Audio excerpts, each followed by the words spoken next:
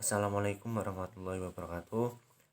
Halo anak-anak, bagaimana kabarnya? Semoga selalu dalam keadaan sehat. Hari ini kita akan membahas tema 5, subtema 1, pembelajaran 1. Indikator dan kompetensi dasar yang harus dicapai diantaranya adalah sebagai berikut. Kemudian tujuan pembelajaran yang pertama, siswa dapat menyimpulkan isi cerita. Yang kedua, siswa dapat menceritakan kembali isi cerita. Yang ketiga, siswa dapat menyimpulkan sifat-sifat saya dari hasil percobaan. Dan yang terakhir, yang keempat, siswa dapat menulis laporan tentang percobaan sifat-sifat cahaya. Hari ini kamu akan belajar tentang pahlawan.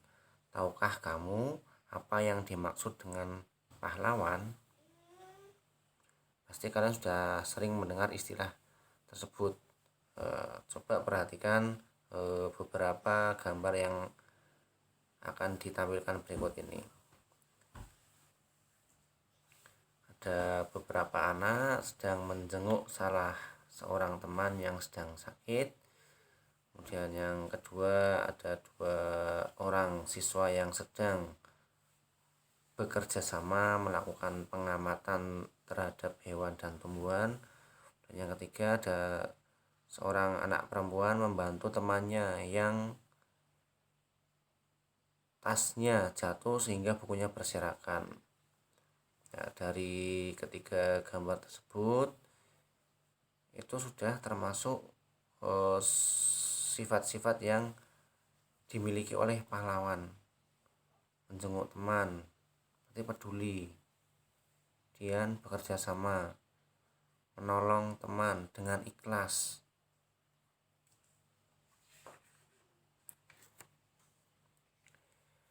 Menolong orang lain dengan ikhlas, berani, dan gigih merupakan sikap yang dimiliki oleh para pahlawan. Untuk menghargai mereka, kamu bisa meneladani sikap kepahlawanannya dalam kehidupan sehari-hari. Bagaimana kira-kira perjuangan para tokoh di masa kerajaan Indonesia dulu itu? Ada banyak sekali kerajaan, ada yang beragama atau bercorak Hindu, kemudian ada yang bercorak Buddha, dan ada juga yang bercorak kerajaan Islam. Nah, kali ini yang akan kita bahas adalah masa kerajaan bercorak Hindu. Salah satunya adalah kerajaan yang dipimpin oleh Raja Purnawarman. Raja Purnawarman itu mendapat julukan sebagai Panji dari segala raja. Bagaimana kisah atau cerita singkat tentang Raja Purnawarman? Mari kita simak bersama-sama dengan menyaksikan tayangan berikut ini.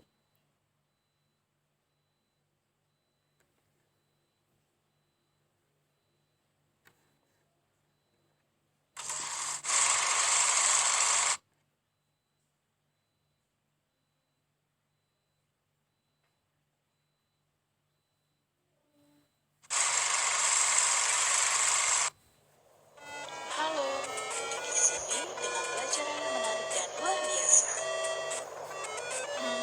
Hari ini kita akan belajar tentang perjuangan para pahlawan. Indonesia memiliki banyak raja nusantara dan terdapat peninggalan yang berpengaruh di masyarakat. Nah, ini teman-teman adalah contoh raja-raja Nusantara. Keren kan? Oke, raja yang akan diceritakan kali ini adalah Raja Purnawarman. Oke, langsung saja ya teman-teman, let's go!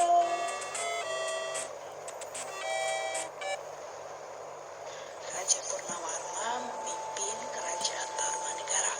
Dia sangat baik hati dan dicintai oleh warganya. Raja Purnawarman ini memerintah kerajaan Tarumanegara pada tahun 395 Masehi. Pada masa pemerintahannya, rakyatnya dan ia bergotong royong membentuk saluran air agar ketika musim kemarau datang, tanah akan tetap subur.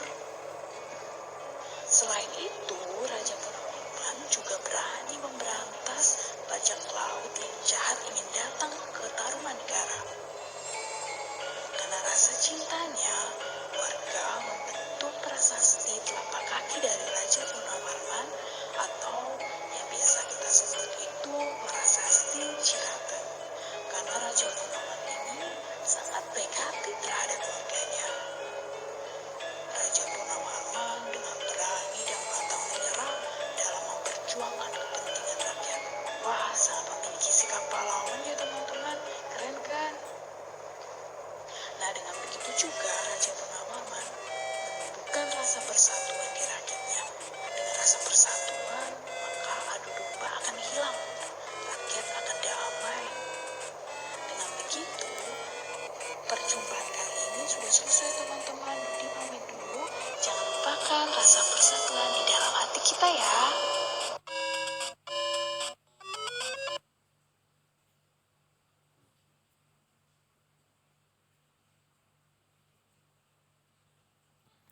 Nah, itu sekian cerita singkat dari Raja Purnawarman.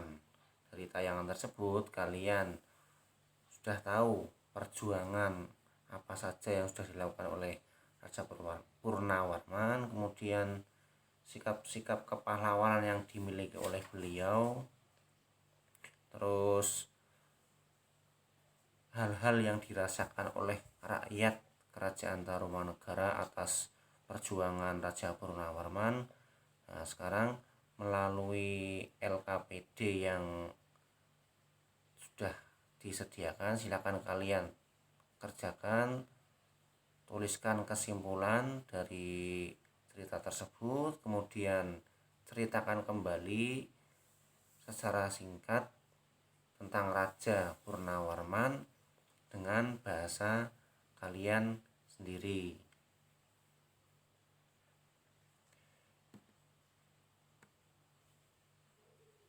Raja Purnawarman salah satu perjuangannya yaitu tadi mengalirkan sungai. Berkaitan dengan sungai itu ada air.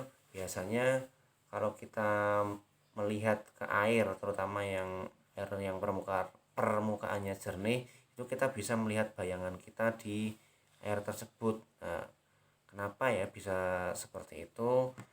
Kemudian selain itu ada juga kalau kita berada di rumah, di dekat jendela misalnya, jendelanya dibuka kordennya, pada siang hari akan ada cahaya dari luar yang masuk ke dalam rumah melalui kaca jendela. Terus fenomena lainnya ketika siang hari juga atau malam hari, ketika ada cahaya kemudian ada lubang di rumah kita, cahayanya itu masuk ke dalam rumah, terlihat ada cahaya yang lurus seperti itu, seperti pada gambar. Kemudian ketika kalian bermain gelembungan, bola gelembung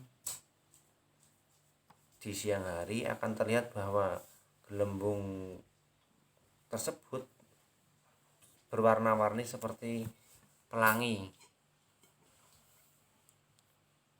Dan ketika kita misalnya membeli minuman, es teh atau yang lainnya, dan kita masukkan sedotannya akan tampak seperti patah, padahal itu tidak. Dan yang yaitu tadi adalah 5 fenomena yang kaitannya dengan cahaya ya.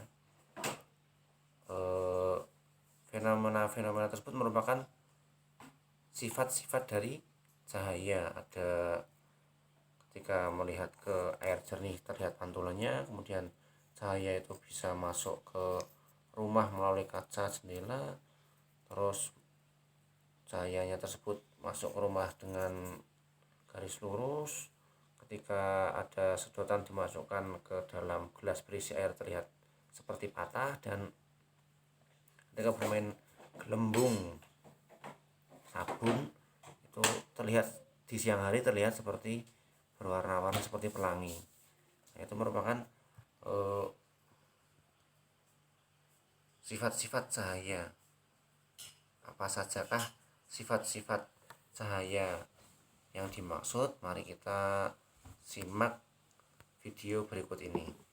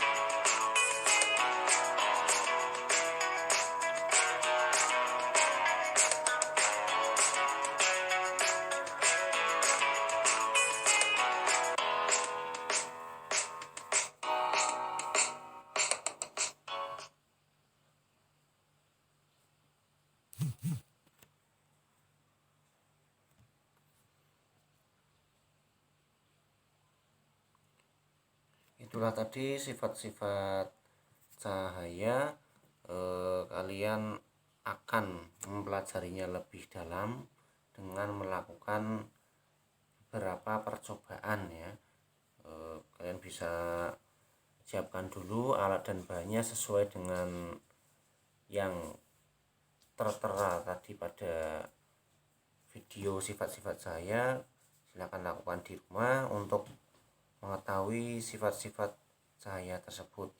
Kemudian lengkapi tabel yang terdapat pada LKPD, kemudian buat laporannya ya. Apabila ada hal-hal yang ingin ditanyakan, dipersilahkan. Selamat belajar, semangat.